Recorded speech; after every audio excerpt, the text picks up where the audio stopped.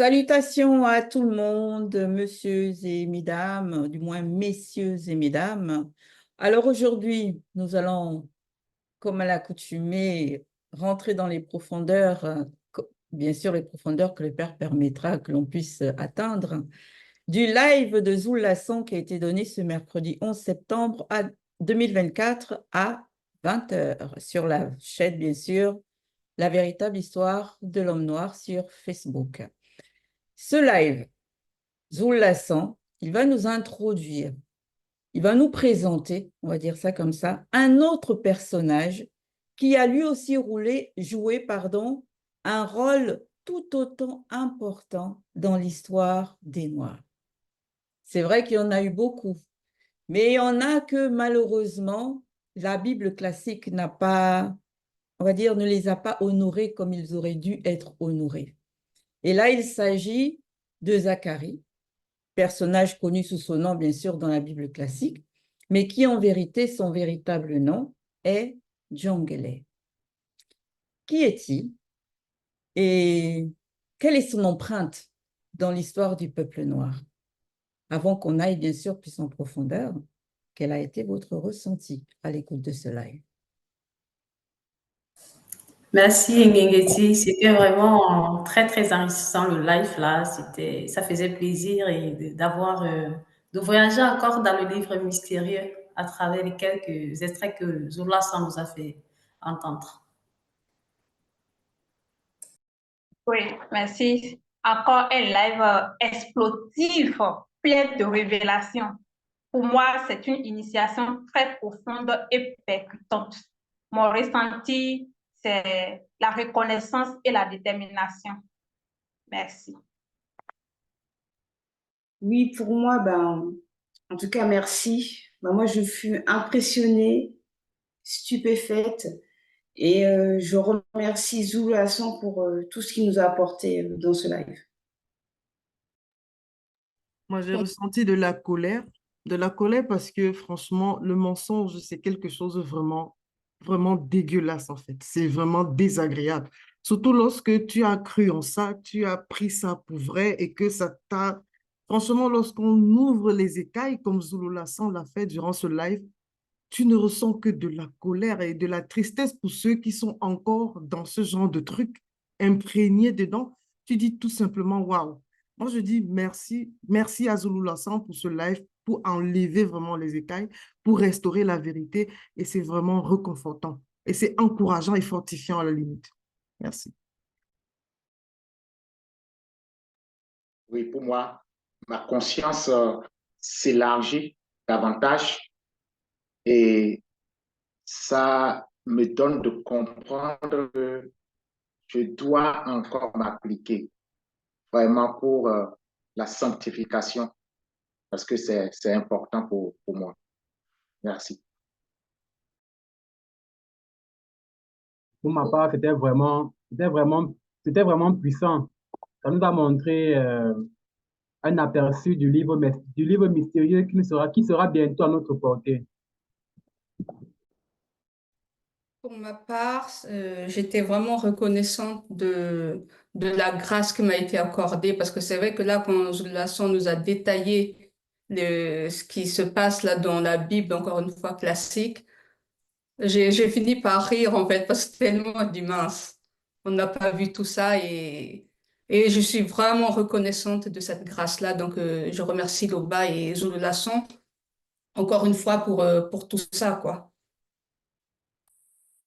Oui, en ce qui me concerne, moi aussi, j'ai ressenti le même sentiment que Loris. En fait, ça m'énerve, ça m'agace. À chaque fois qu'on va repartir dans la Bible classique, c'est toujours pour nous montrer un mensonge, une usurpation. C'est pénible, en fait. C'est vraiment comme une sorte de souffrance pour moi de repartir à chaque fois dans la Bible classique. J'aimerais tout simplement la fermer une bonne fois pour toutes et puis l'oublier carrément, quoi. Oublier même qu'un jour, j'ai pu y mettre ma foi à l'intérieur. Je vais juste oublier ça. Et puis que la vérité, Kalatambalé, Bible, tout ce qui est vérité, mais ça remplace tout ce que tout ce que j'ai pu accepter et imprégné dans mon esprit par ces dires de cette Bible classique-là. Donc, voilà. Et donc, vraiment, gloire à Louba, encore une fois, que Zoula soit là pour enlever tout cet ivret-là, parce qu'on ne se rend pas compte, mais c'est un véritable énorme travail de faire ça, parce que chez certains, il faut carrément aller au Karcher, comme on dit, hein, parce qu'on a tellement ancré ces récits-là que c'est un travail énorme, phénoménal qu'il fait. Donc, nous allons de ce fait Je poursuivre. donne rapidement mon ressenti aussi. Il a pris un... Allô? Ah oui, c'est vrai que tu n'as pas parlé, Bekekedi. Oui. Donc, Oui. moi, j'ai beaucoup aimé ce live dans la continuité de tout ce que vous avez dit. Vraiment, c'était restructurant, je dirais. Et il y a eu des notions vraiment qui m'ont touchée. Bon, on y viendra un petit peu après. Et c'était vraiment grandiose, en fait, de pouvoir voir comment dans les Bibles classiques, ils ont menti et ce que vraiment nous donne la vérité. En fait, il n'y a vraiment pas match.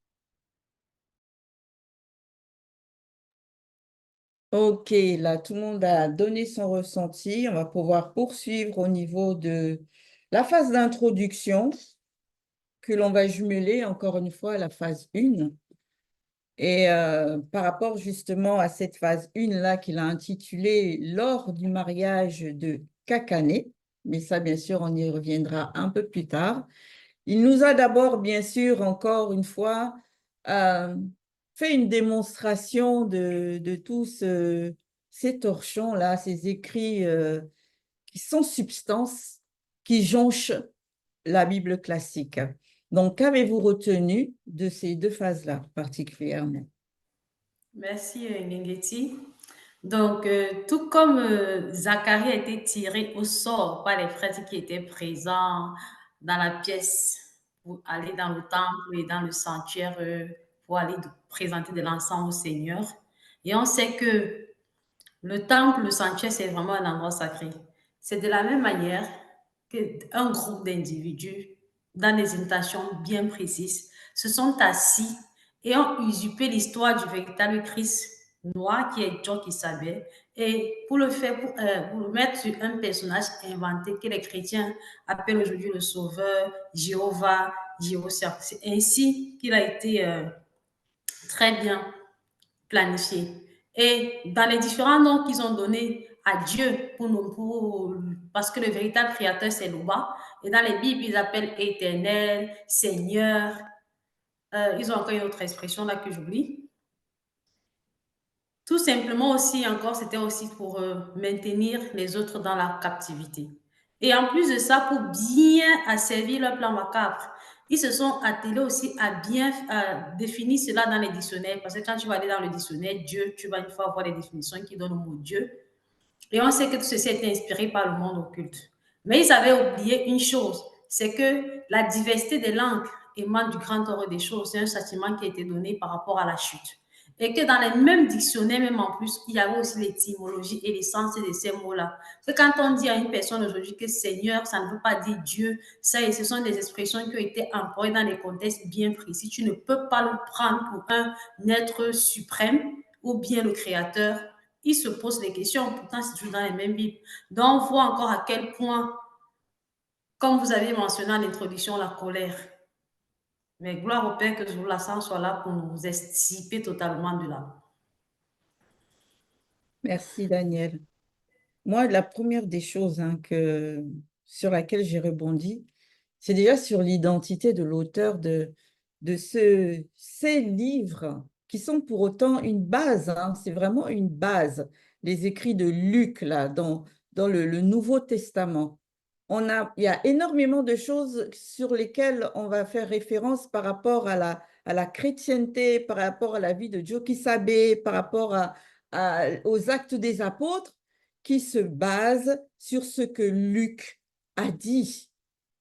Et quand on se réalise que ce Luc-là, il n'est même pas apôtre, il n'a même pas connu Joe Kisabé, il n'a même pas été inspiré par le Saint-Esprit, que c'est une personne, on va dire, lambda, comme ça, à son époque.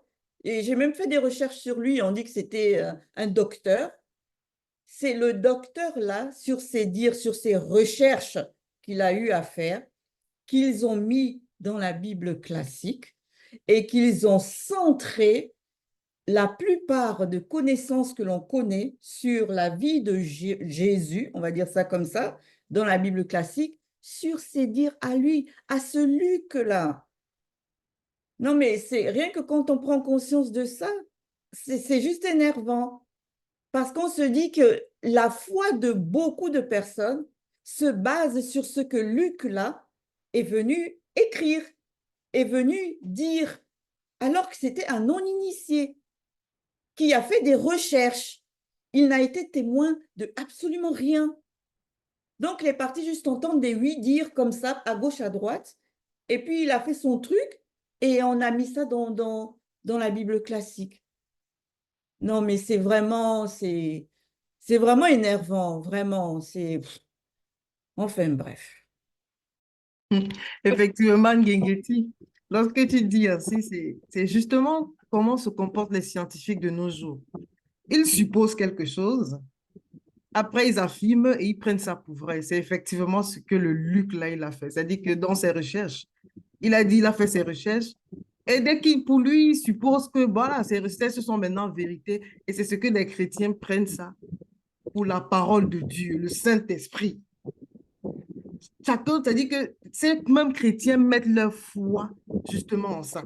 Et lorsqu'on voit justement, comme Daniel a mentionné par rapport au tirage au sort, franchement, on voit qu'il n'y a pas de précision. Depuis quand dans la spiritualité, on va parler de tirage au sort, de jeu de hasard, sachant que le hasard n'existe pas. Ça veut dire qu'on peut faire un tirage au sort et à chaque fois, ça revient sur lui et qu'il va faire toujours cette fonction-là.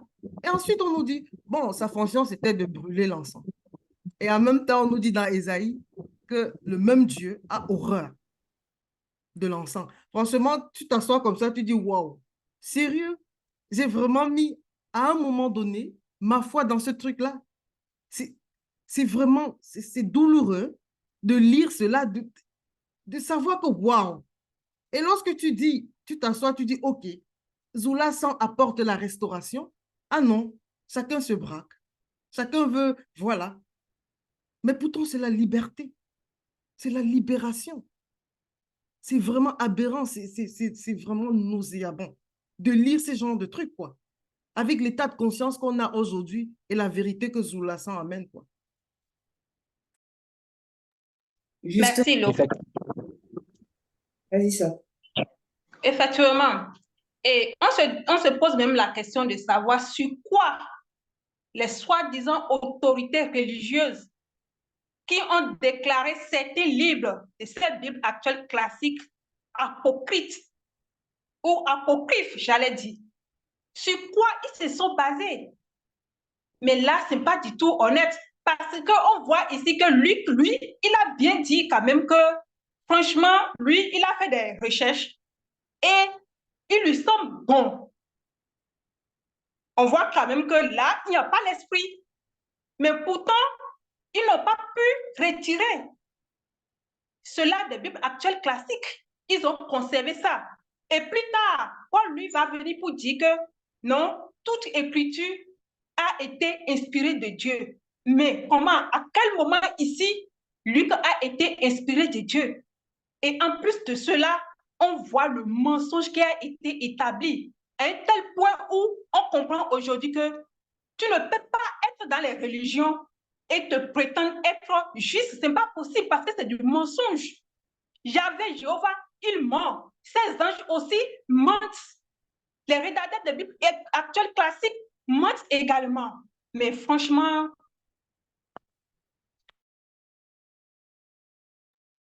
Justement, alors moi, par rapport à mon ressenti, contrairement à vous, moi, je n'ai pas lu les Écritures, en fait, de la Bible.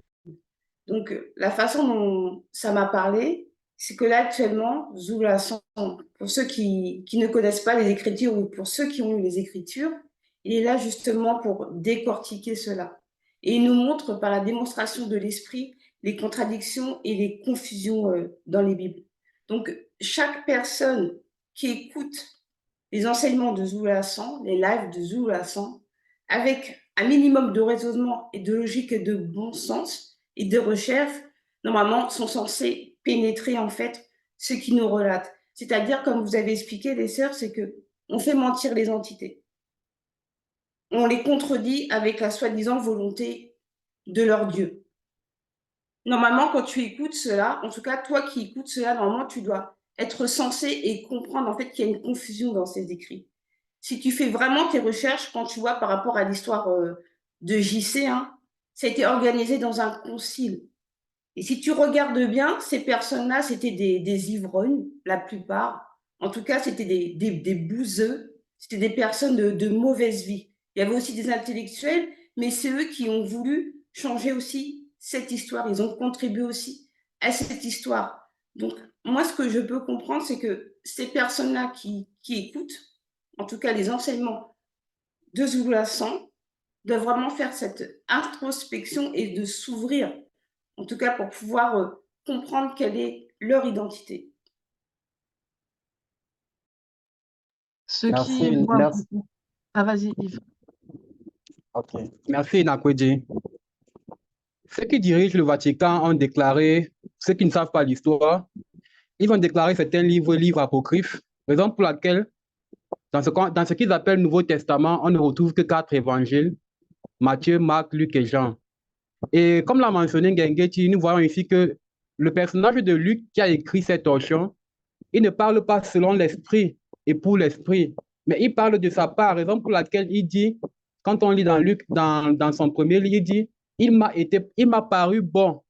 Donc, il lui a paru selon sa volonté, pas selon celle du Créateur ou du Verbe du Créateur, du Verbe de l'Oba, mais selon lui.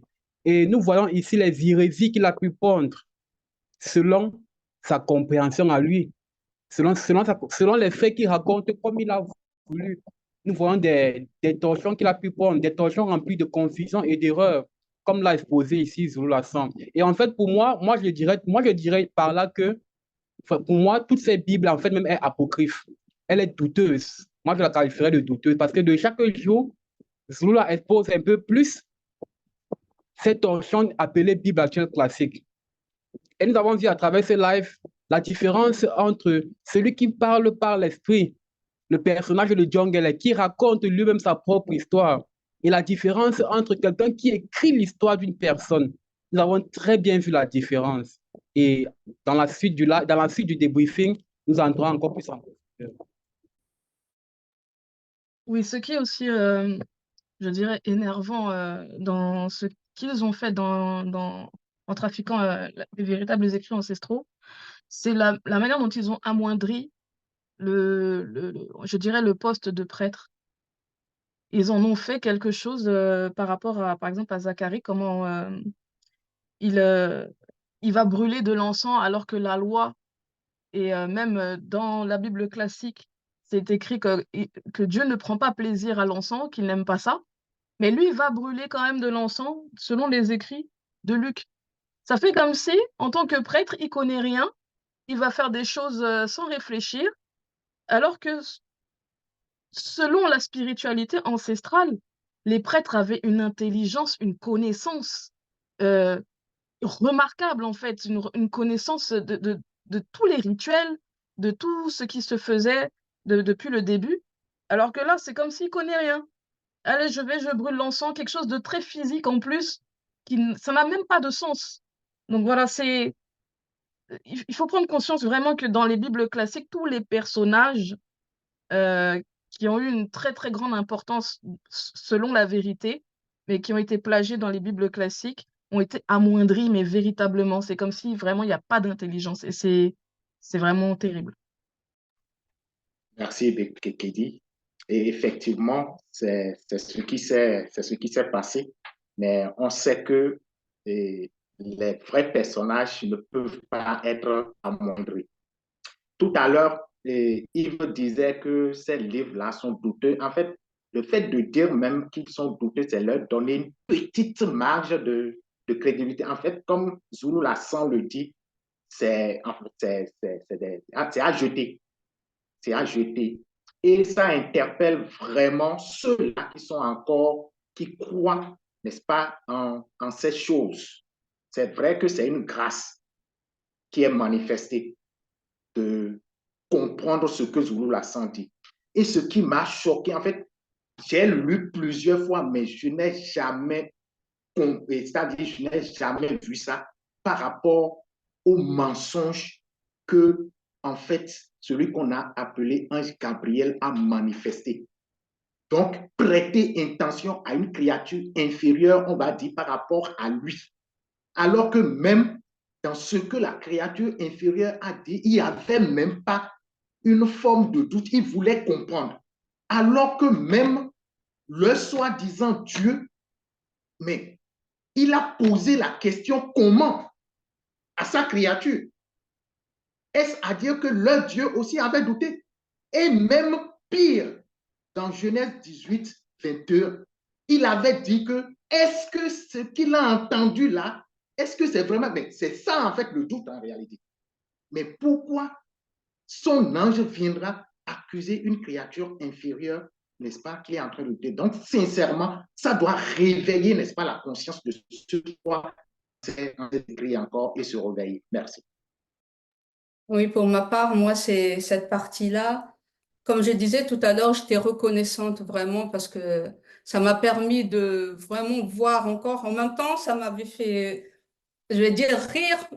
Pas rire parce que j'étais joyeuse, mais le mensonge qui est derrière qu'on ne pouvait pas voir. Moi, ça m'a rappelé une histoire par rapport à cette histoire d'encens-là, à quel point je me suis dit la manifestation de la grâce de l'Oba est vraiment merveilleuse, en fait, parce que moi, je suis arrivée à une époque où il y avait une personne qui avait quitté le visible, qui était proche de moi, donc il n'était pas dans la même foi. Là, on me dit que non, en fait, non, tous les vendredis, tu dois allumer de l'encens à la mémoire de la personne. Bon, moi, je ne connaissais pas tout ça et tout. Bon, qu'est-ce que j'ai fait? Je dis, OK, la personne n'est pas là, tout ça. Surtout, je ne supporte pas l'odeur. Je dis, OK, la personne n'est plus là, ben, je vais faire. Je me suis mise à aller voir, à acheter un stock d'encens, des cartons d'encens pour pouvoir justement honorer cela, quoi. Pour pouvoir chaque vendredi, là, pouvoir allumer. Je me suis dit, mince, en écoutant ce que je lui ai montré, tout ça, à propos des versets, je me suis dit, mince, vraiment la manifestation de la grâce de l'Oba. C'est pour ça que je disais tout à l'heure, j'étais reconnaissante parce que j'étais partie dans cette porte-là, quoi. On se met en danger des fois sans se rendre compte. Et là, on voit vraiment la manifestation de l'amour pour nous à cette époque-ci, d'être sortis de l'ignorance. Merci. Pour poursuivre sur le point que Damien a soulevé par rapport à éveiller les consciences de toutes ces personnes-là qui basent encore leur foi sur les dires de la Bible, dans la propre Bible classique, là, c'est écrit que car notre prédication ne repose ni sur l'erreur, ni sur des motifs impurs, ni sur la fraude. On retrouve encore dans un autre livre de Corinthiens, et ma parole et ma prédication ne reposaient pas sur les discours persuasifs de la sagesse, mais sur une démonstration d'esprit, en majuscule, et de puissance, afin que votre foi fût fondée non sur la sagesse des hommes, mais sur la puissance de Dieu. Voilà ce qui est dit dans la même Bible classique.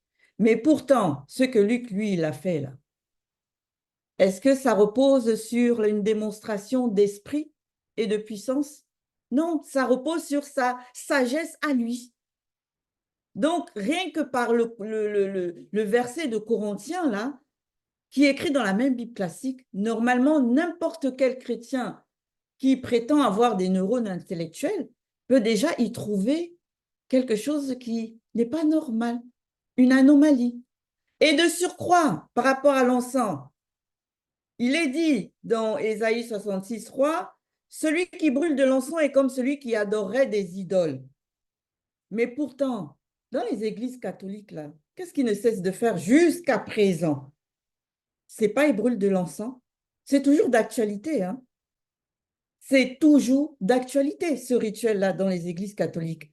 Donc, ça veut dire qu'en gros, tous les catholiques, là, et toutes les religions, on va dire, qui découlent du catholicisme, mais ils sont tous des idolâtres. Parce que c'est leur propre Dieu qui a dit ça dans Ésaïe. Est-ce que même c'est leur Yahvé, là, qui a dit ça? Ou c'est Ésaïe lui-même?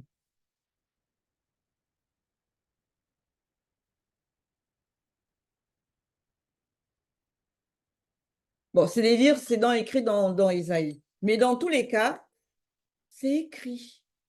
Donc, c'est-à-dire que vous êtes des idolâtres, puisque vous brûlez encore de l'encens. Et en plus de surcroît, Luc, il a fait tout le contraire de ce qui est censé être fait.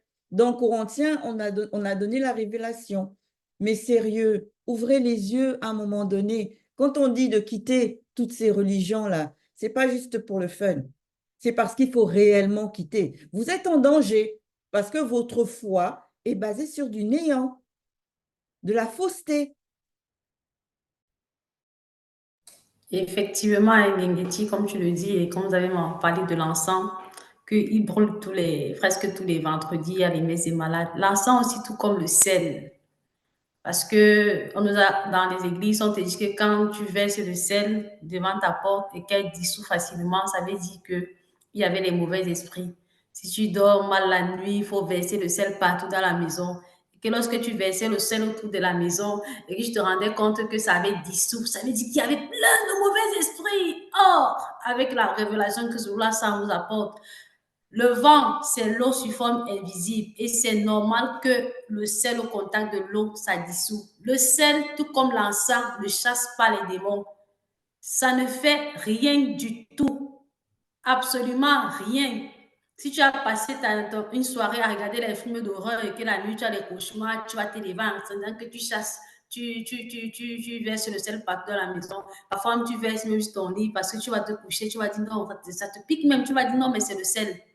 Dis même que j'ai pratiqué ce genre de choses. Vraiment, c'est répugnant. À la limite, tu te poses la question que, mais mince, tu t'aimes où pour faire ce genre de truc? Sortez de tout ça. Ça ne chasse rien. Au contraire, derrière chaque chose, il y a un esprit. Dans le fait de mettre sa confiance dans l'encens, que dans votre propre vie, c'est interdit. Tout comme le sel, parce qu'il y a certains qui disent que c'est le sel béni. Pourtant, on a trouvé le sel dans la création. Tout comme de l'eau, on bénit ce qui est impur. Donc, tu fais comment pour dire que tu vas bénir l'eau que tu as trouvée et le sel? Ce sont des hérésies et ça ne va jamais sauver personne. Jamais. Justement, Damien, par rapport à ce que tu as dit tout à l'heure,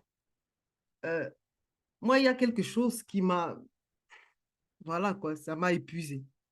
C'est le fait que pour avoir posé la question, d'après la sagesse de Luc, il dit que l'ange l'a châtié, c'est-à-dire qu'il est devenu muet pour avoir posé la question. Moi, franchement, moi, j'aimerais poser la question à tous ceux qui prennent vraiment la Bible actuelle là pour je ne sais quoi. Comment on peut punir quelqu'un parce qu'il a posé la question alors que le jadis, là, Satan, que chaque jour il fait des coups bas, là, il navigue n'importe comment. C'est-à-dire que même les démons, c'est-à-dire qu'eux, là, ils sont pas, puisqu'ils font toujours du mal, ils ont toujours accès. Ils portent, c'est-à-dire qu'ils influencent toujours les idées, les actes des hommes. Ça veut dire qu'ils ont une certaine liberté. Mais pour peu que Zacharie il a posé juste la question de comment, on l'a rendu mieux. Donc aujourd'hui, là, c'est-à-dire que pourtant, c'est la même Bible qui dit qu'il faut sonder les esprits. C'était juste une simple question. Hein. Que bon, ça va se faire comment? Je suis avancé en âge et tout et tout. Donc, OK, là, je dis, tu as douté. Directement en sentence, tu deviens mieux. Et on s'assoit, on croit encore à ça. Ça veut dire qu'on peut même plus éteigner. Hein. Tu éteignes un genre là, tu es châtié. C'est ce que ça veut dire. Hein. C'est grave, quoi. Hey. Oui, merci, Loris. C'est vraiment une bonne question, hein? Tu vois, c'était une bonne question parce qu'il était déjà avancé en âge. Donc, il voulait comprendre comment cela va se faire. Mais pourtant, on le frappe. Et on voit cela clairement aujourd'hui dans toutes ces religions-là. Ils n'aiment pas des questions. Et justement parce qu'ils n'ont pas de réponse. Ce qu'ils font, c'est à dimanche prochain. Ils vont venir parler. Ils finissent, ils ferment à dimanche prochain. Les autres, c'est Amen, Alléluia, ils vont se lever. Mais c'est quoi ça? C'est quoi ça?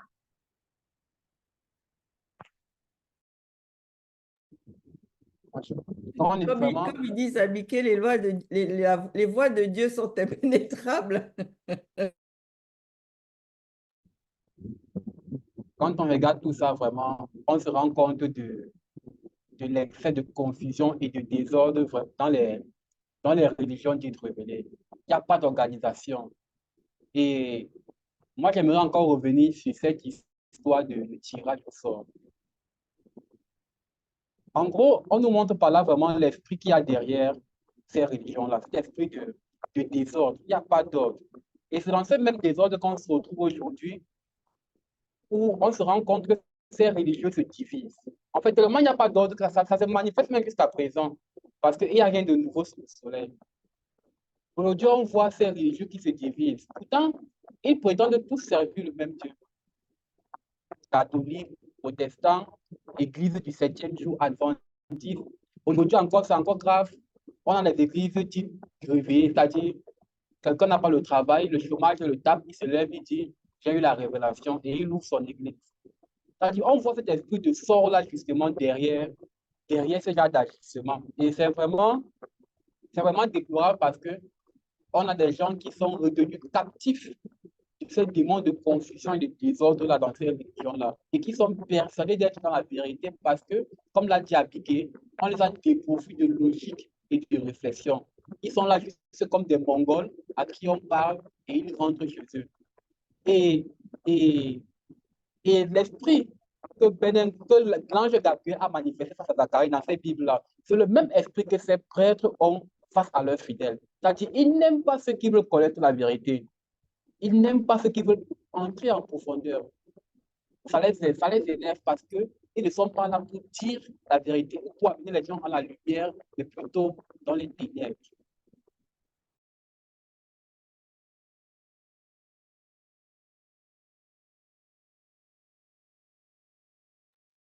Moi, j'ai une autre chose sur laquelle je vais rebondir, c'est par rapport à ce Benengou, à ce Gabriel, là, comme on a vu, qui est venu châtier Zacharie par rapport à la question qu'il a posée. Comme nous, on a bien vu aussi, on a compris, hein, ça, il n'a même pas remis en question la parole de Gabriel. Il n'a pas dit que oh, c'est faux, ce que tu es en train de dire. Il veut juste avoir des signes qui vont lui permettre de savoir que, ah là, c'est la parole qui est en train de s'accomplir que Gabriel m'avait annoncée. Et dans la même Bible, là, le Luc, là, parce qu'il a forcément dû à un moment donné lire tous les autres livres de la Bible dans ses recherches. Dans la même Bible, là, il n'a pas vu qu'il y a déjà eu aussi, dans la Bible actuelle, plusieurs personnes qui se sont questionnées de la même manière, notamment le roi Ézéchias. Lui aussi, il a demandé, quand le Ésaïe, justement, est venu l'annoncer, la sentence qu'il allait quitter le visible. Et lui, il a demandé à un moment donné de savoir par quel signe il allait savoir que la parole que lui avait annoncée Ésaïe allait s'accomplir.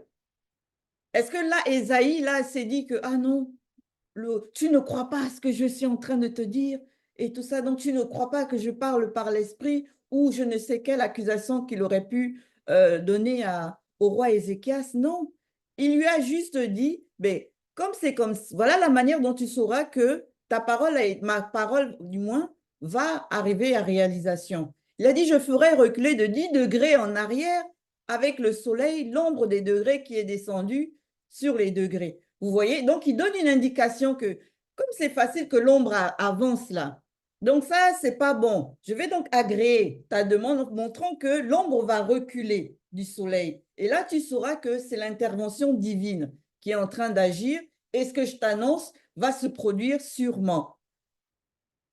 Mais Gabriel, là, lui, par rapport à ce que dit Luc, Gabriel ne pouvait pas savoir que c'était quelque chose de similaire, que c'est quelque chose que le spirituel a l'habitude aussi de faire, donner des signes pour que la personne puisse se référer au moment ou reconnaître le moment où la parole est en train de s'accomplir, ce qui lui a été annoncé.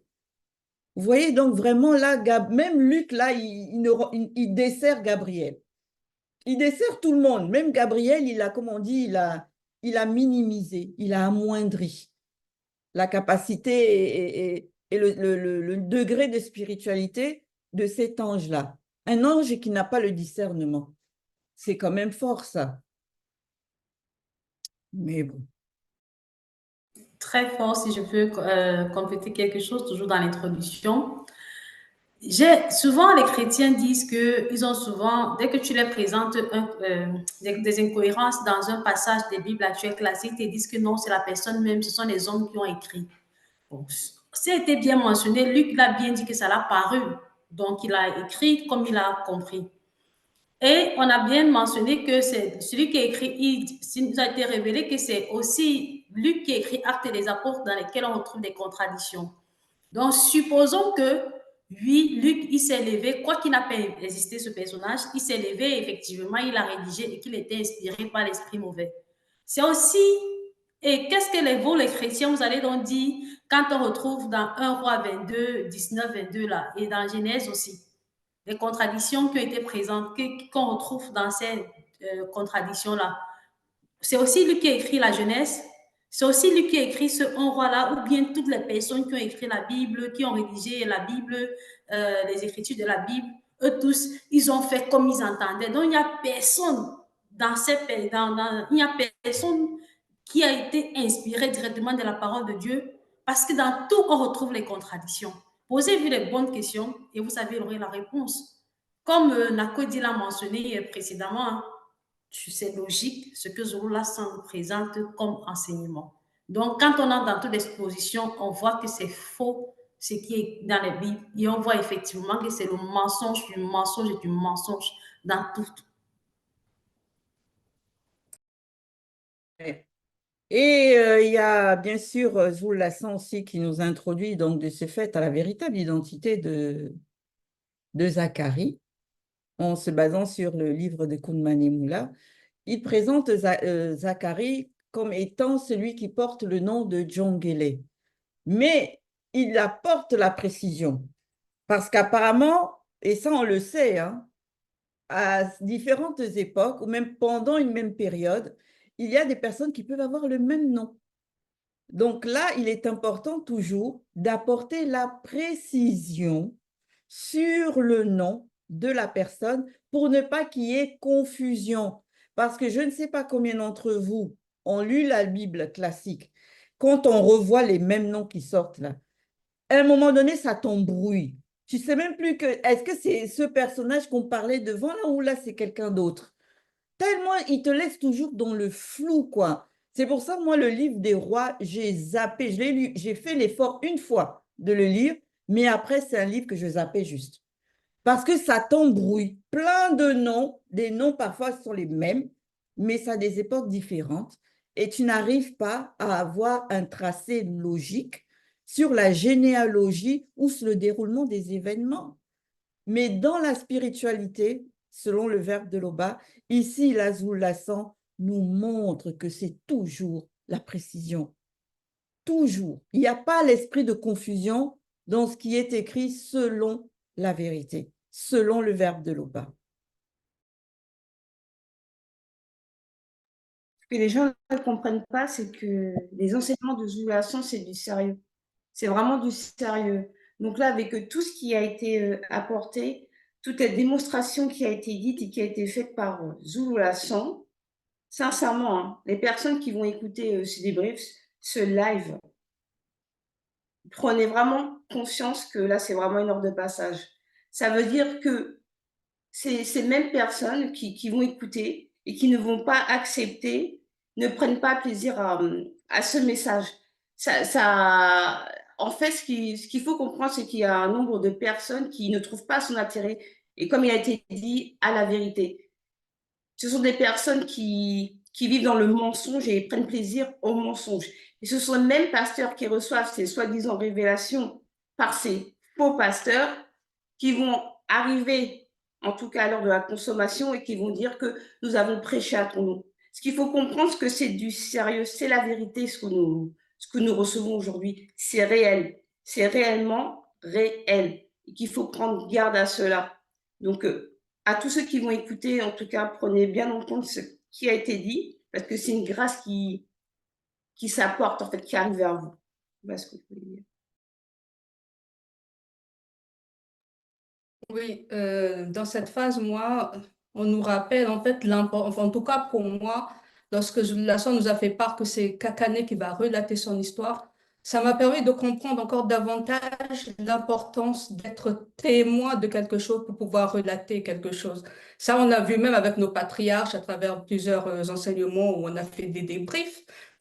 C'est important d'être témoin pour pouvoir vraiment dire les choses réellement parce que on voit des fois quand on fait les choses de bouche à oreille ou on voit même que ce soit à travers les fausses Bibles actuelles là, on voit comment les choses on va dire, d'un passage à un autre diffère à chaque fois. Et là, quand on voit qu'avec la vérité, le fait d'être témoin, ça permet de relater les choses telles que c'est. Et dans le Verbe, on nous apprend justement à ne pas ajouter nos idées. Et là, ça m'a permis de vraiment comprendre encore plus en profondeur de quand tu vas parler de quelque chose, c'est mieux d'être témoin. Parce que moi, je vois même des fois avec mes enfants, je raconte quelque chose, quand ça va arriver à la destination, ce n'est plus la même semence. Ça dit que ça a été interprété d'une manière que les enfants ils ont compris. Et donc là, ça me donne vraiment cette, comment dire, cette, encore plus de connaissances que non. Quand tu parles, fais attention que voilà, va voir directement la personne pour éviter que de bouche à oreille, ta parole ne change en fait. C'est ce que j'ai compris moi premièrement par rapport à cette phase-là, et je me suis arrêtée là-dessus, quoi. Oui, et ce qui est aussi remarquable dans cette phase 1, c'est on prend vraiment conscience qu'il y ait des entités derrière vraiment chaque chose. Et là, en l'occurrence, je fais mention de l'entité du mariage, enfin, des mariages. Et en fait, ça fait prendre conscience que le mariage, déjà, c'est pas aller à la mairie, c'est pas voilà, des paroles en l'air, c'est vraiment un engagement. Et dans cet engagement-là, il y a le spirituel, en tout cas quand on est soumis aux lois du verbe de Tété. Et donc, par rapport à Kakane et à Djongele, déjà, le fait qu'on apprenne dans le livre mystérieux que ce mariage s'est fait sous la tutelle de l'entité du mariage, ça fait prendre conscience de l'importance de cette union qu'il y avait entre eux deux, que c'était véritablement validé spirituellement. Et comme je disais, c'est pas comme on peut le voir aujourd'hui où le mariage c'est en désordre, c'est du m'as-tu vu, c'est à celui qui va dépenser le plus d'argent pour que la cérémonie soit la plus belle. Ça n'a aucune substance. Tout ça pour divorcer en plus peut-être 1 an, voire 2 ans après, quoi. C'est vraiment n'importe quoi. Comme tu dis, Merci beaucoup, Kekedi. Oui, John Geller, franchement, c'est un futur patriarche. Jusqu'au point même où la prophétie a été donnée sur lui. Parce que Kakane, qui est sa femme, avec qui il s'est uni, elle a déjà donné la révélation que son nom va être changé, modifié plus tard. Là, on voit la connexion par rapport à cette matriarche-là. Mais je vais rebondir sur ce que tu as en train de dire tout à l'heure, Bekekedi, par rapport au mariage. Ici, c'est le mariage selon le verbe. Mais aujourd'hui, effectivement, ça a été dénaturé. Le mariage a été dénaturé de toutes ses vertus spirituelles. Ce qu'on voit, c'est complètement du charnel. C'est le moment de déshonneur, surtout aux femmes qui vont s'exposer aux faux cheveux, faux cils et autres. Et ceux-là même qui ne vont pas s'exposer à ces trucs bizarres de faux cheveux et autres, tu vas voir certains, eux, dans leur église, ils ne vont pas porter des boucles d'oreilles. Mais lors du mariage, tu vas attendre seulement.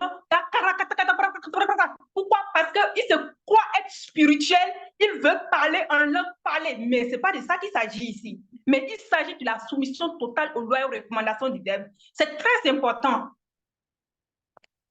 Merci, Abigail. merci. Merci, Abigail. Après, C'est à Daniel, Yves. Merci, Ngengeti. Donc, comme vous avez dit et Abike ont touché le point du mariage, ici, ils ont dit que c'était selon les coutumes ancestrales.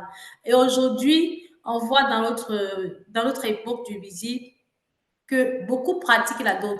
On doit savoir ici que les coutumes ancestrales dont faisait mention Kakane et Djongene étaient pour la dot. Pourquoi? Parce que la dot, c'est un événement que les non-initiés appellent mariage traditionnel.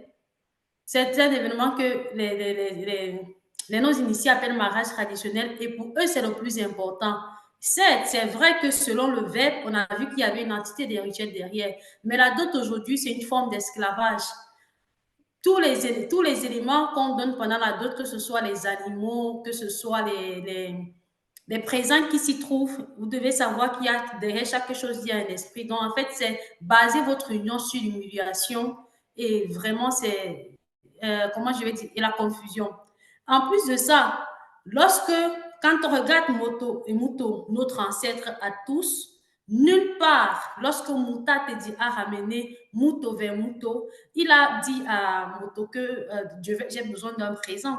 Comme j'ai fait la manifestation du verbe estiper, matérialiser ta pensée, il n'a pas dit à un moment donné que donne-moi quelque chose en échange. Ou alors Moto n'a pas précisé que bon voilà, Muta te dit comme tu me ramènes mon aide à moi, prends quelque chose. Ça n'a été mentionné nulle part. Donc, toutes les personnes qui pratiquent la dot pensant que c'est ça la véritable union. Non, ce n'est pas ça la véritable union. Et c'est ça la cause de votre manque de bonheur, même déjà, même dans le mariage. À l'instant où ça commence, c'est pour ça que et ça perdure de génération en génération et ça entretient les fausses doctrines qu'on n'aura pas le temps de mesurer ça ici, là, mais c'est la catastrophe. Merci, Daniel. Nous avons vu qu'après avoir exposé les confusions dans les écrits de Luc, Zulu-Lasson a fait une très belle introduction dans la Bible et aussi dans le livre mystérieux à travers la phase 1 pour introduire véritablement la véritable histoire du personnage de Zacharie.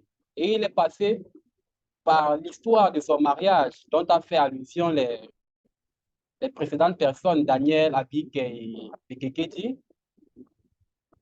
Et ce qui a attiré mon attention dans cette phase, c'est la prophétie sur l'usurpation de l'identité de Djongelem, plus tard connu sous le nom de Zacharie. Et ce qui m'a attiré l'attention, c'est que dans la prophétie, on parle des millions d'années. On dit dans les millions d'années. Or, nous savons bel et bien que dans ces religions dites révélées, eux, ils parlent de 2000 ans. Ils sont juste figés à 2000 ans. Or, nous sommes en 2024.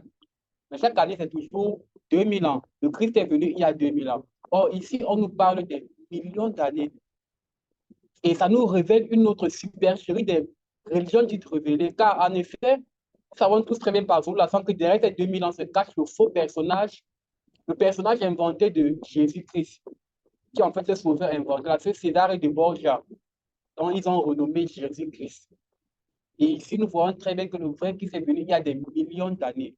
Et c'est une révélation très forte que seul Zulu-Lasson pouvait nous apporter. Merci Yves. Oui, et cette première phase nous montre encore une de nos matriarches, n'est-ce pas, extraordinaire, qui est Kakane. Et comme on l'avait dit, entre-temps, on l'a minimisé, n'est-ce pas, dans les Bibles classiques. Mais ici, dans la Bible, dans le livre mystérieux encore, donc c'est elle-même, en tant que témoin et concernée, n'est-ce pas, qui parle. Donc, personne ne pourra venir dire non, c'est parce que j'ai fait des recherches. Et à ce niveau, ce qui m'a encore vraiment touché, et que Kekedi l'a déjà souligné, c'est par rapport au fait que les matriarches étaient conscients de ce que derrière chaque chose qu'ils vont vivre dans l'existence, il y a des entités qui sont derrière. Donc, ça veut dire que déjà, c'est un enseignement terrible pour nous qui nous fait avancer dans notre marche dans la sanctification. Donc, chaque fois, Zulu-Lasson nous le dit, mais si vraiment par la manifestation de la grâce de l'Oba, on arrive à pénétrer cette conscience, ça veut dire, ce n'est pas, c'est important, même en voulant faire un seul pas, on peut être conscient que derrière, c'est-à-dire les entités nous observent et on ne pourra pas faire n'importe quoi. Donc, cette partie-là, ça ça m'a vraiment transcendé. Merci. Moi, vas-y, Loris. Merci, Gengeti. Yves, j'irai encore plus loin dans ce que tu as dit, lorsque tu as dit, en fait, 2000 ans. Moi, je dirais plus loin encore. C'est dit que lorsqu'on parle même de l'histoire des Gilgamesh, des Krishna, de tous ces gens qui sont arrivés 5000 ans ou 10 000 ans avant. Mais là, ici, franchement, on comprend que tout cela, ça dit que ce soit les dieux grecs, les dieux égyptiens, les hindous, tous, ils ont copié l'histoire. Vu qu'ici, on parle des millions. Eux, c'est en termes de milliers d'années. Et j'aimerais revenir aussi sur le point du mariage, en fait. Je me rends compte ici qu'au travers de justement ce récit du livre mystérieux, c'est que pour être sous la tutelle de l'entité du mariage, il faut être quelqu'un d'exceptionnel. Ce qui est le cas pour Kakane et Djongele. Parce que franchement, ils sont, c'est-à-dire que d'une soumission totale. Ils respectent scrupuleusement. Et ça, même les Bibles actuelles l'affirment, mais ils étaient, comme on dit, vraiment, c'est-à-dire selon le verbe. Et ça, c'est un point à ne pas manquer. Parce que si nous, dans la vie de tous les jours, on a nos mauvaises natures, on a encore à travailler, on a encore des défauts, on a encore... Franchement, il faut qu'on se pose des questions. Parce que le mariage, selon le verbe, il faut d'abord la soumission. Il faut renoncer à soi-même, dompter sa mauvaise nature. C'est-à-dire qu'eux, ils ne sont plus au stade de gérer leur mauvaise nature. Mais ça, ils sont dans des combats spirituels, ils intercèdent pour le peuple. C'est-à-dire qu'ils ne sont plus au niveau de leur nature à traiter ça, tel comportement, tel caractère. Ça fait que, franchement, c'est tout à fait logique et normal qu'ils soient sous la tutelle de l'entité du mariage. Et c'est ça qui est tout simplement agréable. Et c'est possible d'avoir cet état-là. C'est possible d'arriver à ce niveau-là, de pouvoir dompter totalement cette mauvaise nature-là, afin que justement, l'entité du mariage pour ceux qui sont mariés, selon le verbe, nous assiste. C'est vraiment un point sur lequel moi, je voulais préciser. Merci. Merci, Loris. Moi, pour ma part, il y a un point d'éclaircissement que j'ai reçu par rapport à, on va dire, la discussion, le débat qui souvent peut se lever entre des personnes quand on dit que la femme, elle porte la vie et elle donne la vie. Et rien que par un seul indice dans ce que Zulasan a lu par rapport au livre de Kunmane, quand il a présenté justement Djongele par rapport à sa véritable identité et qu'il a apporté la précision en disant non pas Djongele, fils de Namsé, le Mutopeda Mundi. Et ce n'est pas la première fois que quand on lit les Écritures, ça revient toujours à présenter la personne par rapport à sa descendance du père et non pas de la mère. Et je me suis souvent, c'est même au pays, même à Ouassé, c'est comme ça que ça se passe. On dit toujours c'est le fils de tel et on donne toujours la référence du père. On ne s'arrête jamais sur la référence de la maman. Et j'ai médité dessus, j'ai dit non, forcément, il y a une source à ça. Si c'est mis en pratique jusqu'alors, c'est qu'il y a une source à ça. Ce n'est pas au hasard comme ça où on se dit juste, on va présenter, c'est la fille de tel ou le fils de tel, de manière anodine. Et je suis partie jusqu'à Moto, jusqu'à la genèse de Moto. Et on sait que Moto, dans son ADN spirituel, c'est lui qui a la vie, parce que lui-même, il était déjà vie, étant la dernière entité manifestée dans le grand ordre des choses qui a pris un corps dans le visible. Et donc, c'est logique de ce fait qu'à chaque fois que l'on va faire mention de l'existence d'une personne, on va toujours l'affilier à son père, à l'homme. Parce que cet ADN-là, la vie-là, en fait, c'est l'homme qui la transmet. Qu'en déplaise aux femmes, hein. Moi-même, je suis une femme, j'ai compris ça. Ça ne m'a pas fâché de comprendre ça. Mais je me suis dit, mais c'est logique. Maintenant, on comprend pourquoi, quand on présente une personne, on donne sa lignée du niveau de son père et non pas du niveau de sa maman. Parce qu'en vérité, nous, les femmes, on porte certes la vie dans notre matrice, mais ce n'est pas nous qui transmettons la vie. C'est l'homme, c'est dans son ADN, de par, bien sûr, sa descendance de Moto. Parce que même Moto, il a manifesté Muto. C'est de lui qu'est sorti Muto. Donc, c'est lui qui a donné la vie à Muto. Donc, c'est juste, c'est l'âge logique, quoi, en fait. Donc, il n'y a même pas lieu de tous les débats que parfois on va entendre là, que oh, la femme, c'est elle qui donne la vie, etc. Ce débat-là n'a pas lieu, il est stérile, mesdames. Il est stérile. Là, Zulason nous a donné la révélation et la vérité du pourquoi on nomme les choses de cette manière. Il y a toujours une raison à tout.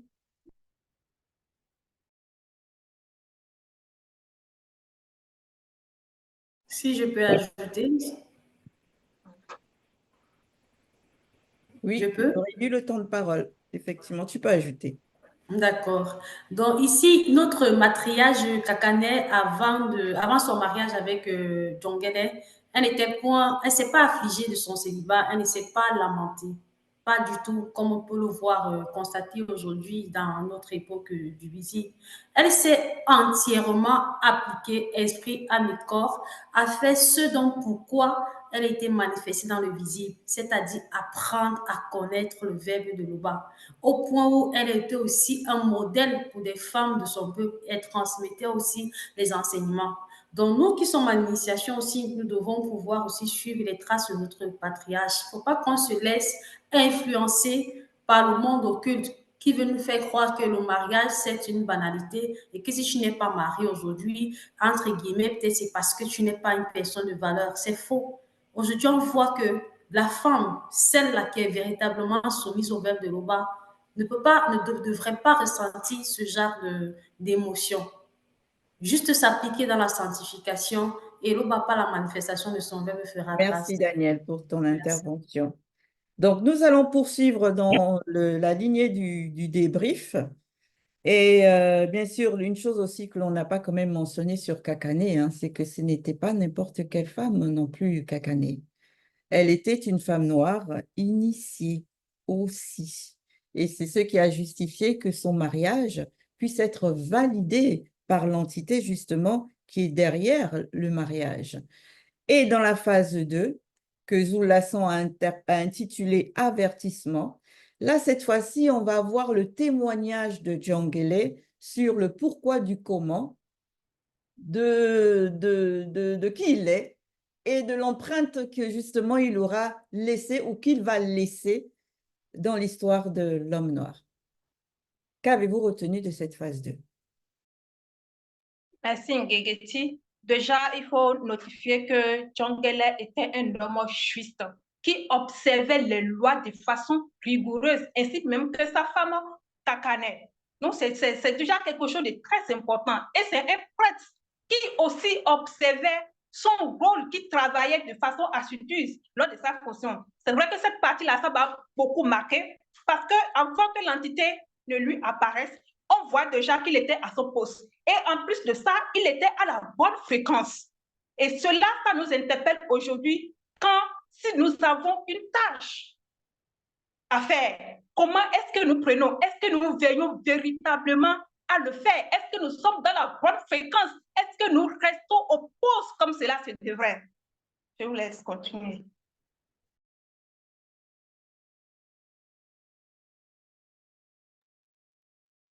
Merci, Abiki. Donc, il a été mentionné que Djongele était un prêtre. Il s'est marié avec Kakane. Il s'est marié pour pouvoir... Et le fait de se marier n'a réduit en rien ses fonctions. Ça n'a pas empêché de mener à bien les missions qu'il devait faire en tant que prêtre. Donc, aujourd'hui, on voit les prêtres, surtout dans l'Église catholique, qui ont instauré la loi que les prêtres ne se marient pas. Comme quoi, s'ils se marient, la femme va les empêcher de mieux, entre guillemets, avoir la communication avec Dieu, ou bien d'être concentré, ou bien de transmettre l'évangile. Alors que toi, le prêtre qui nous écoute là aujourd'hui, tu refuses de te marier, mais derrière, tu pratiques, tu fais la vie des débauches. Combien de jeunes filles tu fais avorter parce que tu satisfais ta libido, mais pour pouvoir garder ton image de prêtre? Est-ce que tu es convaincu de ta propre foi dans laquelle tu vis chaque jour? Merci, Daniel. Le point que moi qui m'a interpellée, c'est de savoir que Kakane, malgré que son mari lui-même, il porte témoignage de la soumission parfaite qu'ils avaient par rapport aux lois du verbe de Loba, on nous précise néanmoins que Kakane, elle était stérile. Elle n'avait pas la faculté, du moins la capacité de reproduire. Et ça, par contre, c'est une belle leçon par rapport à tous ceux qui, dehors, là, vont toujours insulter la femme stérile. Elle reçoit toutes les abominations d'insultes, cette femme-là. On va la traiter de maudite. On va dire que c'est une malédiction. Et on en passe des insultes et des humiliations qu'une femme stérile peut vivre dans son quotidien, non pas par rapport à des étrangers forcément, mais au sein même de son foyer, par rapport à sa belle-mère ou sa belle-famille, et même par rapport à son mari. Ici, là, John Guané, on nous indique qu'il est resté avec sa femme et qu'il priait même pour elle, par rapport à cette stérilité-là. La capacité d'enfanter ne relève pas de la volonté propre d'une personne. Il faut que les gens, une bonne fois pour toutes, se le disent. Si une femme est stérile, ce n'est pas parce qu'elle veut être stérile. Ça ne relève pas de son pouvoir à elle. Qu'il faut qu'on le comprenne, ça. C'est un deuxième exemple, à l'instar de celui de Kigné avec Abraham. Il n'avait pas non plus répudié sa femme. Et effectivement, Guinguetti, c'est vraiment un point très fort, hein, franchement. C'est quelque chose qu'il faut notifier néanmoins. Donc, j'aimerais venir sur le rôle, le véritable rôle de Djongele. Parce que dans les Bibles actuelles, on nous a raconté qu'il brûlait juste de l'encens.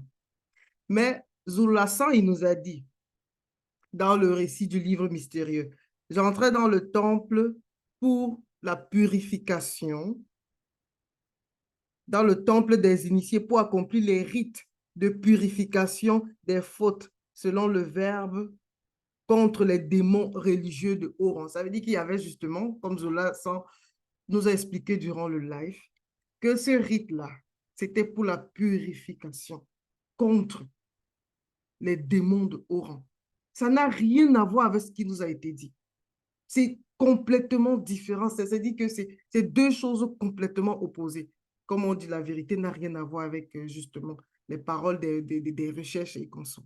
Et c'est en cela qu'on peut encore comprendre l'importance, c'est-à-dire l'importance de la vérité.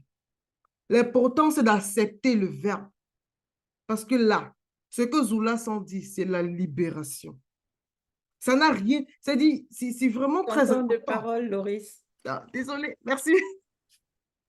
Merci, Loris. Moi, je vais revenir en arrière, c'est-à-dire avant qu'il n'entre dans le temple pour la purification pour prendre son service, en fait. On voit ici qu'il a été averti spirituellement par l'entité des rituels et non pas qu'il y a eu un tirage au sort.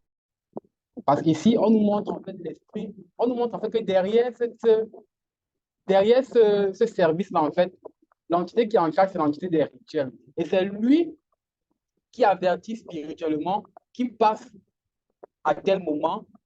Et nous savons que derrière le moment, il y a l'entité des instruments. Or, dans les plateaux classiques, nous avons parlé du sort, du tirage au sort. Or, ici, on voit qu'il y a un ordre. Et ça nous renvoie encore à la notion du grand ordre des choses dans le spirituel.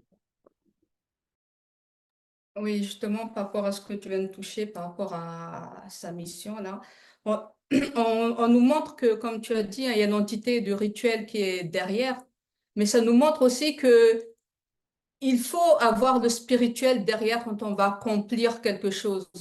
Parce qu'on ne sait pas les démons qui peuvent agir derrière. On ne sait pas quel nombre ils seront. Mais là, il faut tout le temps avoir en fait l'aval du verbe pour pouvoir aller mener à bien une mission selon le verbe. On ne se lève pas comme ça.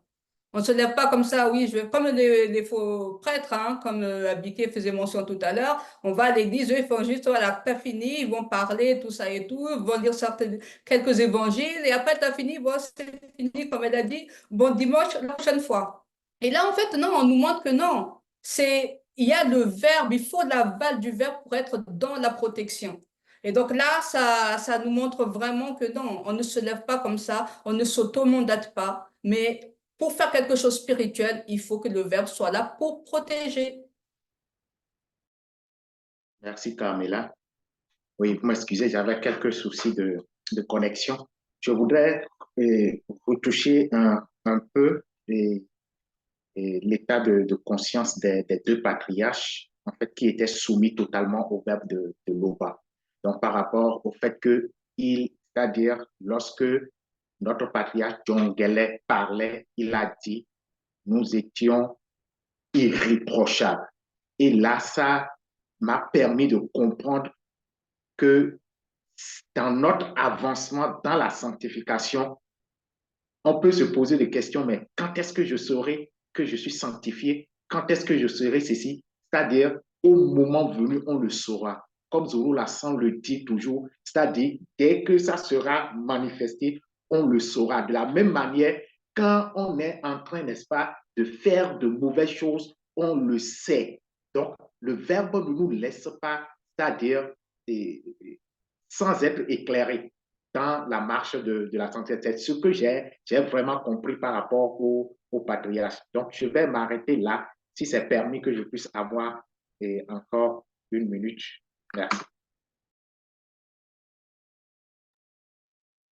Pour ma part, en fait, moi, ce que j'ai compris, ce qui m'a vraiment beaucoup touchée, c'est l'importance et la notion de l'héritage, de la transmission. Parce que ce qu'on a reçu, en fait, dans ce live aussi, par l'intermédiaire de notre Moulidi, c'est que Djongele et Kakane, ils ont été des témoins oculaires. Et ça s'est transmis par les écrits.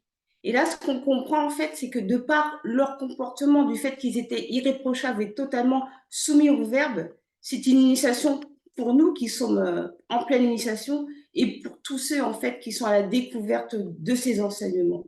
Donc, comme a dit la sœur Gengeti, c'est que Kakane, malgré sa condition de femme stérile, elle est quand même restée ferme dans sa foi. Elle n'a pas eu de doute, elle ne s'est pas posé de questions, se dire mais pourquoi je suis stérile, pourquoi ça n'arrive que à moi, pourquoi pas aux autres. Non, elle est restée ferme. Il y avait son mari aussi, Djongele, qui était là pour prier pour elle. Donc il y avait ce soutien, cette aide en fait qui a été apportée. Et ça, c'est vraiment une notion très très importante à retenir concernant l'homme et la femme et ce qu'est l'homme et la femme noire. Parce que là, ce que l'on peut voir aujourd'hui de l'homme et la femme noire. Temps de parole, Nakweji. Ce que j'ajouterais rapidement, c'est que là, juste dans ce passage, le rôle du prêtre a été vraiment restauré par rapport à donc Djongele, qui n'est pas Zacharie, qui n'avait aucune connaissance, qui n'a aucune connaissance. Non, là, on voit la connexion du prêtre avec le grand ordre des choses et aussi l'importance de son sacerdoce, de ce qu'il avait à accomplir, que ça avait un grand, grand rôle auprès du peuple. Et c'est toujours par rapport à la sanctification, par rapport à la purification, quelque chose qui manque vraiment dans toutes ces fausses assemblées où on n'invite pas du tout à la sanctification. C'est vraiment on va dire des routines, des rituels occultes qui sont pratiqués là-bas. Donc il faut vraiment veiller, prêter attention à ce qu'on fait, puisqu'il y en a plein qui pensent pouvoir se purifier en allumant de l'encens. Et donc là, concrètement, Zoulassan a dézingué cette croyance populaire. S'il te plaît, Gengeti, tu peux avoir 30 secondes. Oui, tout à l'heure. Ben oui, tu peux y aller parce que tout le monde ici a Ah. déjà intervenu une première fois. Tu peux y aller. D'accord. OK. En fait, ce que j'ai compris, même par rapport à ce que Bekeketi vient de dire, c'est-à-dire la fonction de Djongele a été vraiment restaurée. On sait ici qu'il c'est un sentinelle. Il combat pour le peuple. On peut dire même que en fait, c'est comme un élu en réalité. Donc, il prend, n'est-ce pas, le combat du peuple, il le fait. Mais ce que j'ai compris encore par rapport à ce qui s'est passé, c'est que le peuple aussi agissait. Donc, le verbe agit, nous-mêmes, nous devons agir. Or, dans les assemblées, les fausses assemblées aujourd'hui, les gens apportent de l'argent même pour faire des prières. Eux, ils peuvent être en train même de pécher ailleurs. Maintenant, le faux pasteur est en train de prier pour lui ici, n'est-ce pas, pour que ce qu'il demande se réalise. Donc, on est ici dans la spiritualité. Merci. Oui, et pour compléter aussi ce que tu as soulevé, c'est que Djangélé, dans son rôle de sentinelle et de purificateur et surtout de défenseur du peuple, c'est par rapport au peuple non initié qu'il faisait tout ça. Donc, c'était dans le but de vraiment faire en sorte que non seulement les fautes des non-initiés soient nettoyées, mais qu'aussi ils puissent être protégés des attaques éventuelles du monde occulte par rapport aux portes d'entrée qu'ils auraient ouvertes. Donc là, on voit aussi la manifestation réellement de l'amour de Loba pour tout son peuple, particulièrement pour les non-initiés, parce il a été prévu qu'il y ait des prêtres, non pas des moindres, qui soient placés exactement à un endroit bien précis pour pouvoir défendre justement ceux qui se retrouvent dans des situations de faiblesse, ceux qui se retrouvent sous la domination occulte du monde occulte. Et ça, c'est merveilleux de prendre conscience que le Verbe a toujours une longueur d'avance. Toujours. Et il prend tout le monde, on va dire, le cas de tout le monde est mis à cœur, dans la conscience du cœur de ceux qui sont déjà sauvés, on va dire ça comme ça. Je peux ajouter quelque chose, Negeti? Oui. Donc, comme tu l'as mentionné tout à l'heure, que Djongel, effectivement, c'est un guide du peuple. Et en plus de ça, dans son rôle de guide aussi, il nous montre aussi une autre facette de la base du mariage. Là, il était mentionné que Djongel et Kakane étaient déjà avancés en âge. Et là, on voit que quand Djongel a pris sa femme, il ne l'a pas prise par dépit. Il a compris, il a fait par amour. Et il a aussi compris que dans les enseignements, que avoir une femme selon le verbe, c'est une grâce qui vient du verbe de Loba. Et que le reste qui vient après, que ce soit les enfants, les richesses, c'est, on va dire, c'est un plus. Mais il a compris dans ce sens-là. C'est la raison pour laquelle on voit par la suite qu'il est vraiment, vraiment resté aussi fidèle à sa femme. D'accord, merci Daniel. Nous allons poursuivre dans le déroulement du live. Et cette fois-ci, on va s'arrêter à la phase 3 que Zoulasan a intitulée Apparition de Benengoudi dans le temple. Qu'avez-vous retenu de cette phase? Oui, merci Ngengeti. Oui, le patriarche ici, il accomplissait un rite très important. C'est en même temps un combat spirituel. Et vu que l'entité, c'est l'entité même de rituel qui lui a donné cet avertissement-là.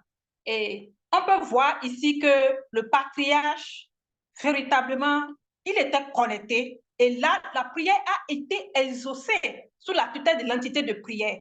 Et en même temps, il a reçu également sa part, où on lui annonce que sa femme aura un enfant. J'ai dit, waouh, c'est vraiment agréable. Et le patriarche ici, il a accepté. Donc, ce n'est pas qu'il a été, il s'est douté de quoi que ce soit, mais il s'est posé de bonnes questions et il a accepté ce qui lui a été donné. Donc, c'est très, très, très intéressant cette partie aussi. Oui, cette partie, pour ma part, ça m'a donné de l'espoir, en fait. On voit ici que quand on est soumis au Verbe, le Verbe manifeste toujours la grâce, ou bien entendu, au temps connu. Et ça me montre qu'il ne faut jamais désespérer. Ça peut se manifester dans des années, mais l'important, c'est de se soumettre au Verbe, parce qu'on sait que Kakane et Djangélé, eux, ils n'avaient pas de porte de... En fait, on ne pouvait pas leur reprocher parce qu'ils étaient fidèles totalement par rapport au Verbe. Et ça donne l'espoir dans notre marche que non, tant qu'on a cette prière consciente, malgré comment on appelle ça, on va dire, des créatures du visible, pour eux, c'est impossible. Mais ça nous montre qu'avec le Verbe, tout est possible.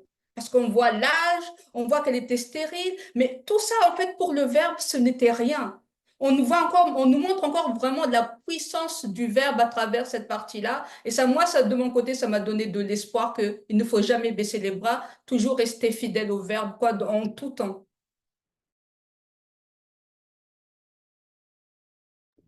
Pour ma part, moi, j'aimerais m'arrêter. Vas-y. Merci. Moi, j'aimerais m'arrêter sur l'apparition de Benin Goudi à Djongele. On voit ici que pour un premier temps, il n'a pas su que c'était Benin Goudi. Et il a fallu que que Benin Goudi se présente à lui. Or, aujourd'hui, on va voir peut-être, et après cette présentation, nous avons vu qu'il a donné une parfaite description de l'entité connue sous le nom de Benin Goudi. Et moi, ça m'a intrigué parce qu'aujourd'hui, on a ces pasteurs qui vont dire qu'ils ont vu Jésus, ils ont vu un ange dans un rêve, dans un songe ou je ne sais pas quoi. Et la manière dont ils vont décrire cet ange, dans cette description, il n'y a pas de précision. Ils vont juste dire, j'ai vu une lumière, j'ai vu Jésus. Ils vont décrire Jésus selon la représentation que les églises ont fabriquée.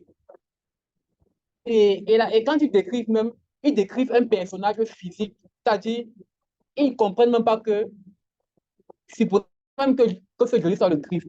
On dit qu'il est mort et maintenant il est esprit. Est-ce que la description d'un esprit est la même que la description d'une personne physique? Or, ici, quand on voit la description de Benin Kuti, selon décrit par Djongele, qu'il a vu spirituellement, on voit qu'en fait, il décrit un être spirituel et non un être charnel. Et ça, c'est une remarque vraiment qui attire vraiment le regard et ouvre la compréhension. Oui. Ce que je pourrais ajouter aussi, c'est comment il est remarquable enfin, l'entourage spirituel d'un prêtre. Tout au long là, déjà de le peu qu'on a pu lire là, à travers la phase 2 et la 3, Djongele, il a vraiment été entouré spirituellement.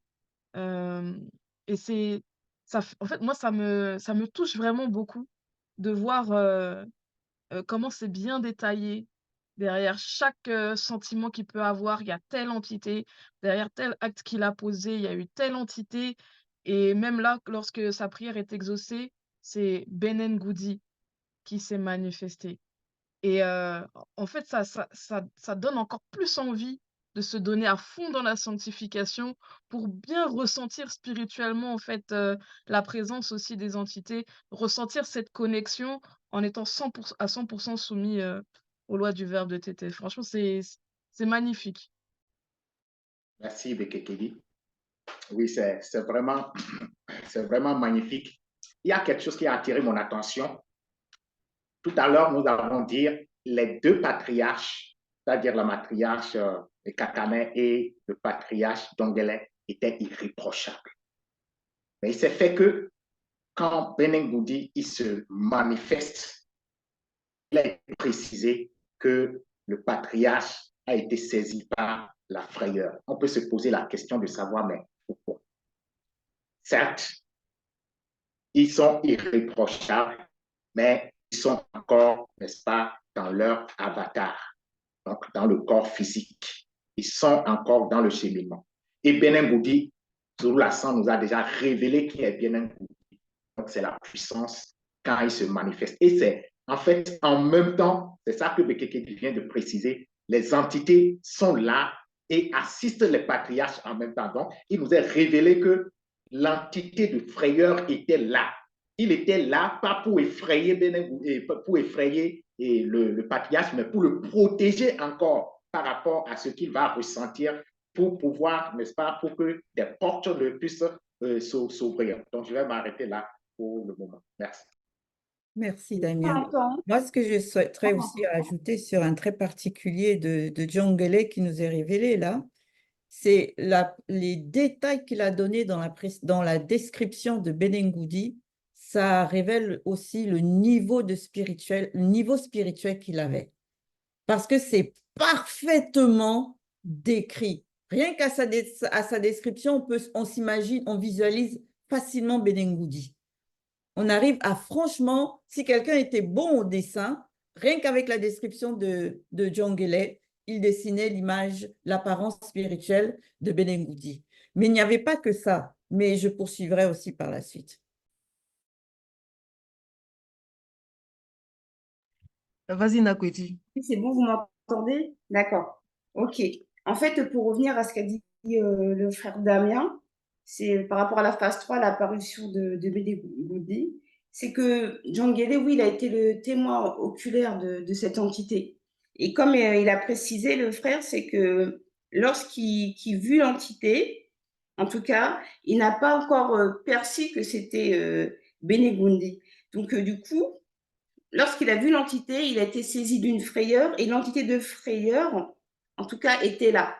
Elle est sous son regard perçant, là, de ce que j'ai noté. Et pour rejoindre aussi ce qu'a dit la sœur Bekekedi, c'est que derrière chaque émotion, il y a un esprit derrière.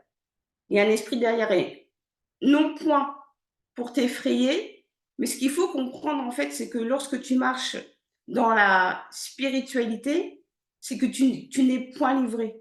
Tu as assisté dans tout ce que tu fais, et ce sont des états de choses, ce sont des esprits, ce sont des lois. Et lorsque tu avances sur ce chemin et que tu es conforme à ces lois, c'est là que tu deviens beaucoup plus sensible et perceptif à ton environnement, d'où en tout cas la capacité, en tout cas de ce qui a été donné à Djongile de pouvoir percevoir ces entités. Aujourd'hui, Siba...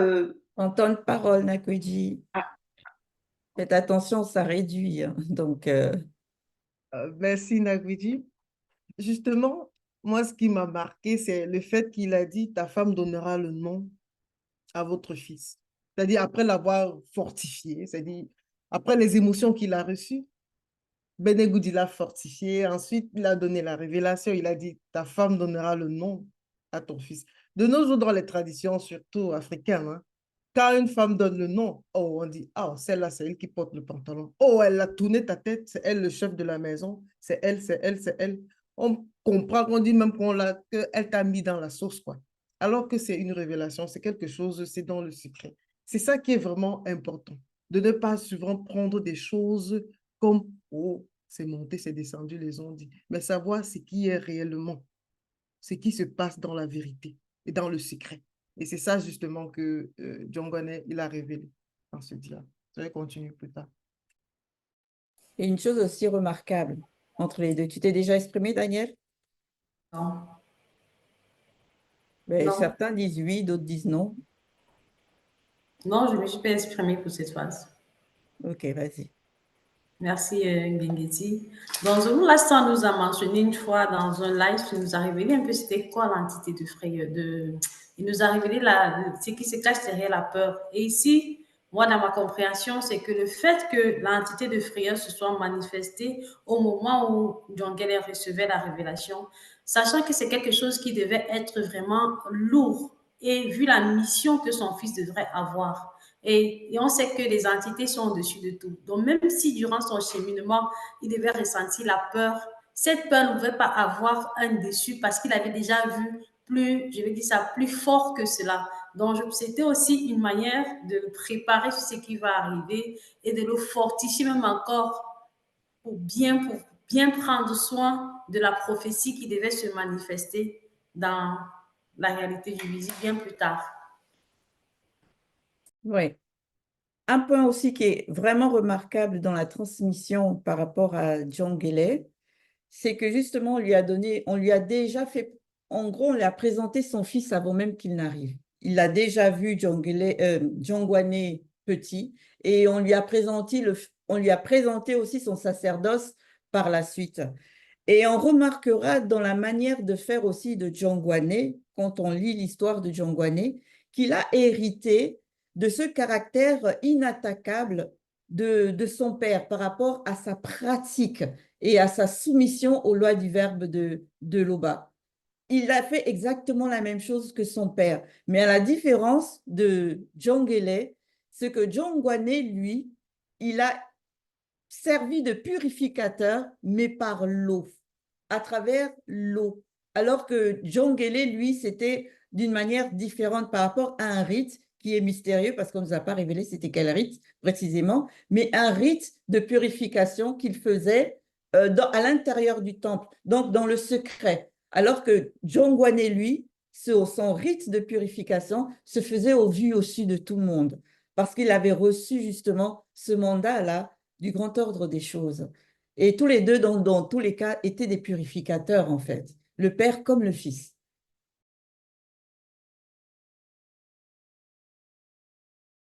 Est-ce que je peux dire quelque chose? On va poursuivre par contre sur la phase 4, vu que le temps nous est imparti véritablement cette fois-ci. La phase 4 que Zoulassan a intitulée « Ne pas être privé de l'usage de la parole ». Qu'avez-vous retenu par rapport à cette phase? Merci Ngengeti. Je vais intervenir. Moi, ça m'a permis de bien comprendre ce qui s'est passé dans les Bibles classiques. En fait, c'est vraiment le livre mystérieux qui nous révèle ça. Donc, on sait que de l'autre côté, les démons sont intervenus réellement pour que nous, descendants, n'est-ce pas, de ces patriarches-là, qu'on ne puisse pas avoir accès à l'histoire. Mais ça n'a pas été permis. Donc, c'est ce que je comprends, n'est-ce pas, dans cette phase-là. Merci. Oui, merci, Damien. Vu que la bonne nouvelle aussi, ça concerne la matriarche Kakadès. Donc, Djongele doit aussi informer sa femme. Et du coup, l'entité intervient là encore pour que cette tâche-là soit véritablement bien accomplie, pour que les démons de miel ne l'empêchent pas de transmettre avec exactitude ce qu'il a reçu. Et à cela, je dis, mais on doit véritablement veiller à tout ce que nous écoutons de Zoulassan, afin que véritablement nous soyons protégés et dans la mise en pratique et aussi la transmission de génération en génération. Tu peux y aller, Nakweji, par rapport à ce que tu voulais dire. Pour la phase 4 ou avant? Exprime-toi. Je m'exprime. Alors, par rapport à cette phase-là, la phase 4, moi, la façon dont j'ai perçu la chose, c'est que lorsque Djongone a reçu la révélation pour annoncer la nouvelle, il est passé par un chemin. Donc, ça m'a fait penser un peu à la traversée lorsque nous recevons l'enseignement par Zoulassan, la traversée lorsque nous quittons le visible. Il y a des entités aussi obscures. Et ce qu'il faut comprendre aussi par rapport à ce qu'a dit la sœur Abiké, sur cette traversée-là, il y a des démons de circonstances, en fait, qui sont là, qui sont présents. Et ce qui fait qu'il y a eu cette protection, et ce qu'il faut comprendre, c'est l'importance de la prière. Lorsque nous recevons quelque chose, et de bien la garder et de bien préserver tout ce que nous recevons, vraiment intérieurement. Et c'est par la prière, en fait, qu'il faut passer. Lorsque nous subissons parfois, c'est-à-dire on a des moments, c'est-à-dire des moments exceptionnels. Parfois, on est tellement émotif ou bien tellement dans la joie que parfois on perd la parole. Et là, dans les Bibles actuelles, ils ont transformé ça en disant que bah, il a perdu la parole parce qu'il ne pouvait pas parler. Bien que, voilà quoi, ce qui est totalement faux. Et la vérité est restaurée. Zoulassan, il a clairement expliqué ce qui s'est réellement passé. Il ne s'attendait pas à l'apparition de Benegoudi. Benegoudi est apparu. Et puis, il a fait cette révélation, quelque chose qu'il attendait depuis des années, il a reçu. Il est tout à fait logique qu'on soit dans l'émotion et qu'on n'a pas envie de parler. Et c'est justement ça. Et la vérité restaurée, c'est ça qu'on dit toujours, il faut faire confiance au verbe, ne pas prendre des significations de ce qui se raconte dans les on-dit pour faire ça à vérité. Merci, Loris. Vas-y, Bekekeji. Vas-y. Ok, merci, Kamela. Moi, ce que je retiens de cette phase, c'est que vraiment, les démons agissent. Parce qu'il y a des milliards de chrétiens dans le monde. Mais nous voyons l'état du monde. Il y a toujours tellement autant de désordre. Si cette parole a été vraiment la vérité, mais le monde ne serait pas dans l'état actuel qu'on voit, le désordre, les guerres par-ci, par-là. Par contre, nous voyons que depuis que Zoulassan est là, les démons sont perturbés, le monde est sans dessus parce qu'il renverse tous ces fondements religieux-là qui n'ont pas de base, en fait, et il apporte la vérité. Et nous voyons comment cette vérité-là est combattue, parce qu'en réalité, derrière, il y a véritablement ces démons-là qui l'empêchent de faire usage de la parole. Mais nous avons vu que les entités qui protègent l'initié sont au-dessus de ces démons-là et que le message va toujours passer. Merci Yves. Donc, nous avons vu que l'une des bases du mariage, c'est la complicité. Et on a vu que toutes les entités du grand ordre des choses sont informées de cette loi et la mettent en application. Donc, lorsque on révèle à John Gwan de ce qui va arriver, on lui dit d'aller informer sa femme. Et c'est là aussi s'est manifesté même avec Sango. On a dit à Sango d'aller informer sa femme qui n'y est. Et même aussi d'autres matriarches aussi parlant des parents des Sombewe. On voit toujours que dans le couple, quand l'homme est informé de quelque chose, soit c'est la femme, soit c'est l'homme, les deux se disent des vérités. Ils ne se cachent rien. Et ça a été la base établie par Moto et Moto. Et c'est exactement comme ça que dans le couple aussi, ça devrait se manifester. La complicité là aussi.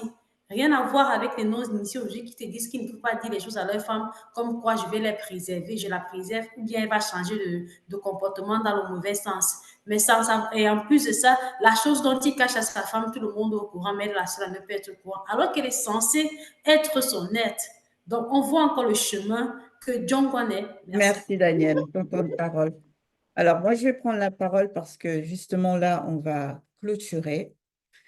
Je vais rebondir sur ce que Daniel vient de dire, qui est aussi un point extrêmement essentiel et important dans la vie de couple, parce que là, les exemples qu'on a depuis un moment sur le live, justement, reflètent des couples qui sont véritablement selon le Verbe, qui sont mariés véritablement selon les lois du Verbe. Et là encore, avec ce point sur Kakane et Djangele, tout à l'heure, tu as dit Djangwane, mais c'est Djangele, on voit effectivement cette communication-là qu'il y a entre les deux, que l'un et l'autre ne se cachent de rien du tout. Alors qu'aujourd'hui, la plupart des couples, on a l'impression qu'on est dans des rings de boxe, ou alors chacun veut forcément remporter le point sur l'autre, ou alors quelqu'un veut forcément prendre le dessus sur l'autre. Et là, on ne pointe pas forcément du doigt une personne par rapport à une autre, hein, parce que ça peut aller dans les deux sens. Ça peut venir de la femme comme ça peut venir de l'homme. L'ego et l'orgueil sont maîtres et ça règne aujourd'hui dans les couples de ces derniers temps de la fin. Alors que là, on a des exemples complètement différents.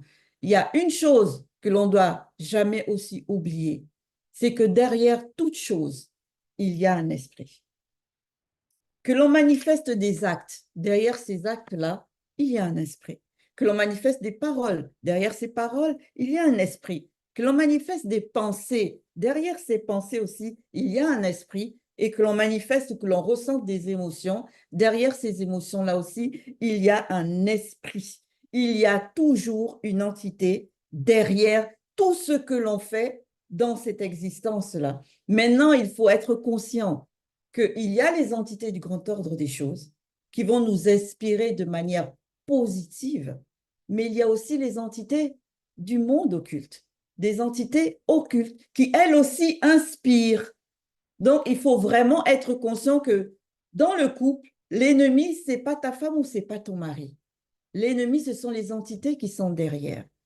Et quand une personne est déjà consciente de ça, mais forcément, elle ne peut que pratiquer les lois comme il se doit, et cela va se manifester et se ressentir aussi dans son couple. Comme on voit avec Djangele et Kakane, ils ne se cachaient rien.